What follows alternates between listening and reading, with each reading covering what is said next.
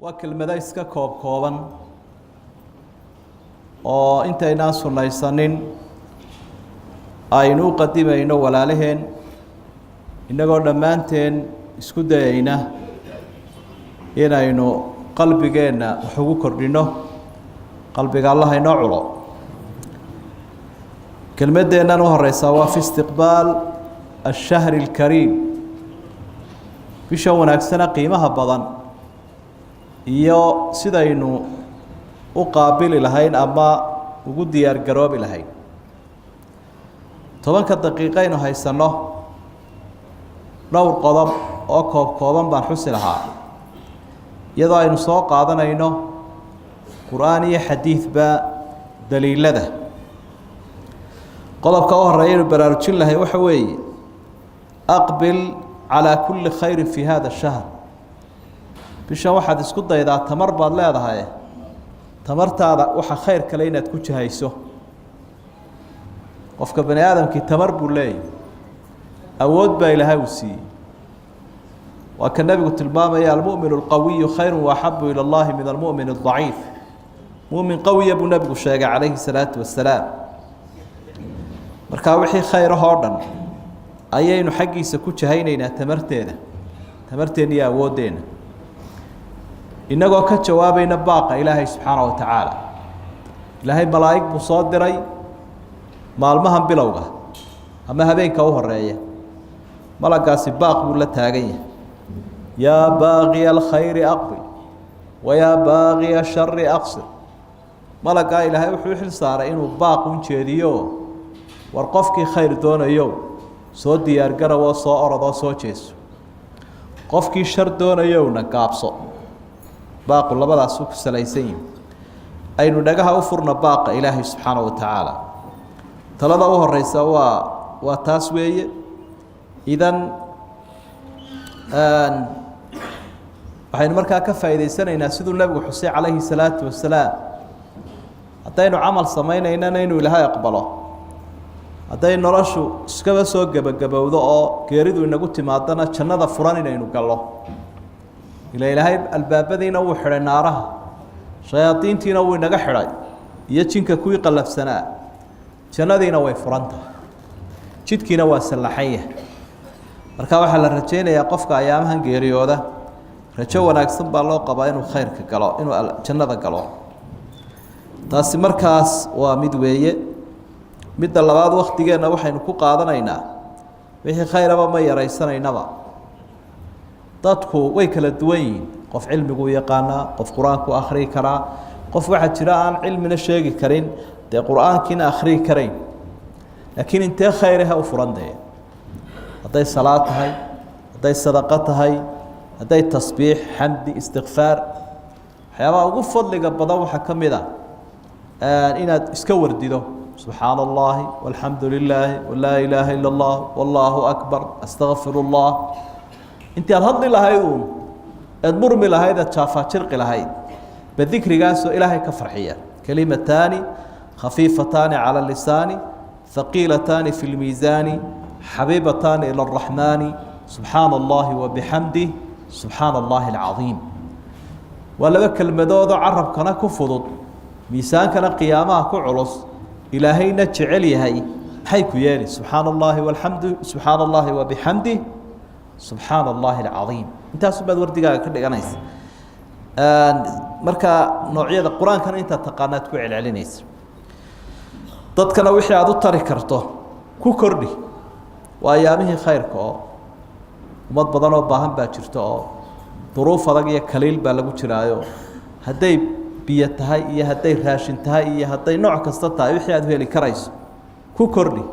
khayru naasi anfa'uhum linnaas nabigu wuxuu leeyahay calayhi salaatu wasalaam ummadda waxa ugu khayr badan dadka ugu dheef badan talada saddexaad aynu xusaynaa waxa weeyaan bal nafteena aynu xisaabino la budda an nuhasiba anfusana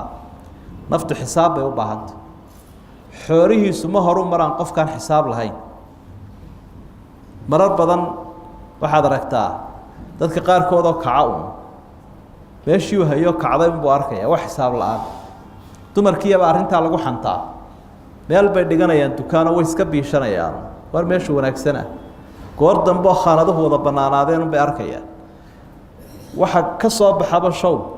maxaa raasamaala iyo maxaa faa'iido lama oran jirin waa la cuni jiro waa la casayn jiray marka dambe meeshii isku yaacdo qaawan baa la arkayaa amalkeenu sameeynayna waa saas oo kale wuxuu kaaga baahan inaad tiraahdo maxaa raasamaala ee faraa'id iyo faralkii waajibka ah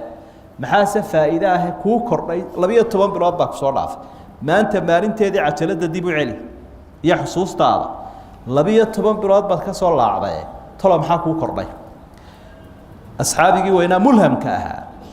ilaahay xaq ku ilhaaminay sidoo nabigu sheegay calayhi salaatu wasalaam Umar ibn Khattab wa talooyinkii waxyiga waaga dhaxalkalka waxa uu leeyahay naftiina xisaabiye intaan ilaahay xisaabin amalkiina si miisaama inta aan la idin miisaamin marka fashilmi maysid insha Allah talada afraad aynu bixinaynaa waxa weeyaan ayaamahan iyaga tawbada aan ogaano tawbadu wax qaaliya weey waqti walba qofka waa inuu toobad keenaa siiba waxay waajibaysaa markuu dambi galo oo intaynu dambaabaynaa dambigeenu aad buu badan yahay afkeenu ka dambaabaynaa ishaynu ka dambaabaynaa meel walba waa ka dambaabaynaa marka tawbada aan ogaano waayo waa ayaamihii la safaynayay hunaaka takhliyatun wa tahliya takhliya jirto ilaahay dambigu maydhaya tahliyana way jirtaayo khayrku inagu qurxinaya waayo nabiga alayhi salaatu wasalaam الصلوات الخمس والجمعة إلى الجمعة ورمضان إلى رمضان مكفرات ما بينهن إذا اجتنبت الكبائر حديث صحيحة لبدا الصلاة انت كده حيث تي هوريتك يتنمك جمعة دي هورية جمعة انت كده حيث رمضان تي هورية رمضان انت كده حيث وحي دافان إلهي ما كل دافئه دنبي دعاي هديك واوين ليس كده يا ابو دنبي دكي واوينانا توبضن بad raacinaysa oo kii yar ilaahay ilaahay ka safeeyay kawaaween astaghfirullah wa atuubu ilayhi astaghfirullah wa atuubu ilayhi wufuqaya marka toobada aynu ogaan qofku inuu toobad keenana bushaaro weyn baa ku jirta ilaahay baa ina amro wuxuu yaa ayuha alladina aamanu tuubu ila allahi tawbatan nasuha toobad caafimaad qabta oo edab leh oo ilaahay laga edabsanayo ka daacada oo istiyaaliya lahayn oo iska dhaahayn توبوا إلى الله توبة نصوحا وتوبة عافمات قبط التائب من الذنب كمن لا ذنب له رسولك صلى الله عليه وسلم في كل حديث كاس وسوان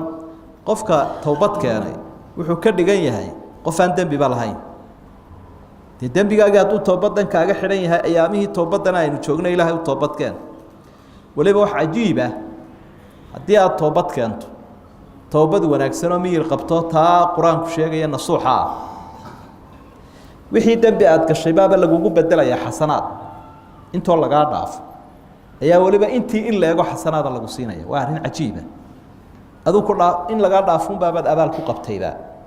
laakiin intii laga dhaaf imise dambi bahayd boqolaal kumayaalkii inta la dhaafa in leego xasanaad ilaahay ku siinaya quraanku ilaahay ku cadeeyay fa ulaika yubaddilu Allahu sayyi'atihim hasanat wa kana Allahu ghafuurur rahiima dadka sidaa wanaagsan u toobad keenay dambigay galeen ilaahay xasanaad iyo wanaag buu ugu bedelaya bishan iyada waxaynu u baahanahay an naquma qawmatan nashitatan wa azibatan shatiq qiyamkeen sarajoogeen habeenkii waa inuu haado mid aynu ku soo talagalo oo si wanaagsan aynu cibaadaysano qiyamka macnaha qiyam wa siyam wa qiraa'ah saddexdaas habeenkii maalinkii dheeli tiraya quraanka habeenkiina waa la akhriyaa maalintiina waa la akhriyaa maalinkii waa siyaam habeenkiina waa qiyaam sara joog waxaan liiska waa warima qaladka ay ku jiraan in loo fahmo rabadaantu inay tahay waqti raaxo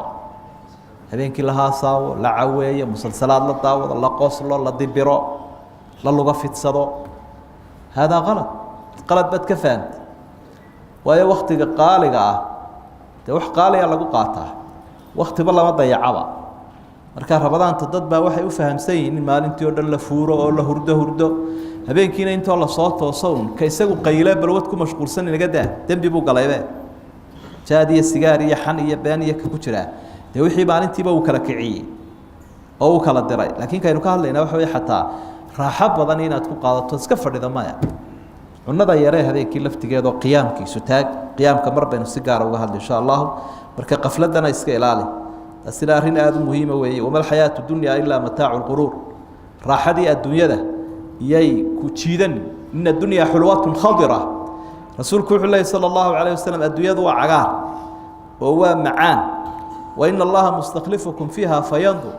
kayfa ta'malun intu idin dhiiba adduunyada gacanta idin ku galiyo idin galiya buu eegayaa bal waxa sameeysaa marka barbaraadnayo bashbashiya barwaaqay raaxadeedo la badsaday iyo wax badan bay ku seejinaysaa waxyaabaha in xoojinayna waxa kamida in laga hakado ama aynu isu dardaarmayna ayaamahan qaaliga ah hadii wanaaga aynu isku dhiiranayno wax dhisno khayrkeenu dhisayna sida guriga loo dhiso kale khayrka wixii cagaf ku noqonayo duminaya ka ilaali si ana u tacab khasaarin waa tacab khasaar hadaad dhisayso hadana duminayso qof waalan baad eegaanaysa marka dhowro waxaaga dhowro